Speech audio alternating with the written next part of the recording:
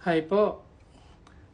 Gusto ko lang sabihin po yung tungkol sa pusod ng mga bagong panganak. 'Di ba yung mga bagong panganak po, meron silang pusod tapos may clip yung pusod nila.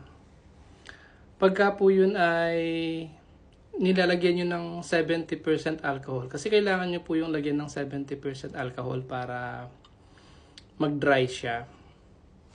Pagka nilagyan nyo po ng alcohol yung baby, iiyak sila. Tapos akala tuloy nung tatay, nung baby, umiyak yung baby kasi nahapdian yung baby. Hindi po ganun yun. Kapag ka po nilagyan mo ng alcohol yung pusod ng baby, malamig po kasi yung pakiramdam nila dun sa alcohol. Kasi po yung mga baby, sensitive po sila sa cold. So kapag ka nalagyan nyo ng alcohol po yung pusod niya, malamig po yun. Kaya iiyak siya pag naramdaman niya na malamig. Hindi po yun mahapde. Kaya wag po kayong matatakot dun sa pusod pag nilalagyan ng alcohol. Kasi po, malamig po kasi yung alcohol para sa kanila. Ha?